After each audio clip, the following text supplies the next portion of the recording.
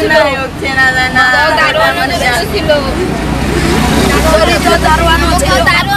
ছিল আমার একটা ছেলে একটা মেয়ে সামনে যা বলো বাবা নিজের বিচার করবো বাবা রোজ আমার স্বামী বাবা নিয়ে আসে মোবাইল চোখে ডাকে নিয়ে আসে বাবা একবার গাড়ি দিয়ে ফেলে দিচ্ছে বাবা বাবা তোর পাও দিচ্ছে আমার বাবা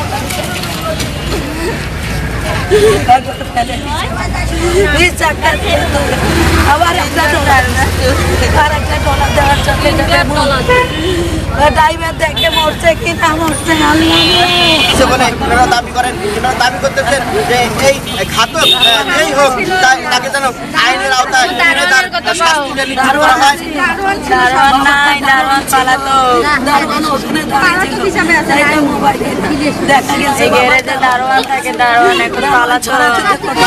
অবহেলা আছে কিনা এই বিষয়টা ওনারা অবশ্যই বলতেছেন যে এখানে পাঁচটা লোক তিনটা লোক অনাগত আছে আমার বাবার সাথে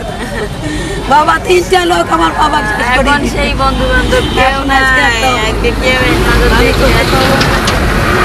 তিনটা লোক আমার বাবার সাথে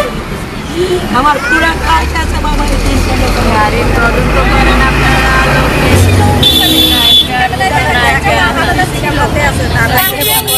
উনি পালাইলো কেন উনি নাই কেন ওনাকে পাচ্ছি না কেন উনি দোষ করে না উনি পালাবে কেন উনি থাকবে না কেন উনি তো দোষ করে না আমি যদি নিরাপত্তাধী থাকি তাহলে তো আমি থাকবো থাকবো সান্ত্বনা দিব উনি এসে বলতে তো পারবে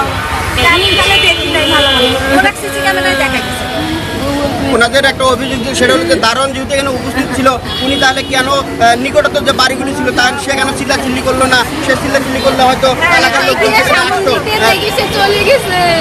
উনি সামনে থাকি না উনি চলে গেছে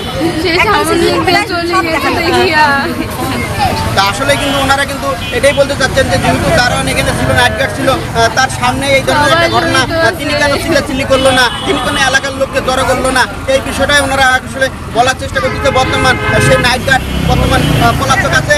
এনারা আসলে দাবি করতেছে যে তাদেরকেও আইনের আওতায় নিয়ে এসে ঘটনা অরিজিনাল তদন্ত করে আসলে দোষী ব্যক্তিদের বিচার চাইতেছে আসলে তো আসলে এই ঘটনায় এখন বর্তমান আমাদের রংপুর যে সাতমাথা বটতলা যে ব্রিজটা আছে সেই ব্রিজ পার হয়ে এই ঘটনাটা এখানে বর্তমানে এরা সবাই নিকট আত্মীয় যারা আছে তারা সবারই দাবি হলো যে এই অ্যাক্সিডেন্টটা সুস্থ তদন্ত করে বিচারের আওতায় নিয়ে আসা।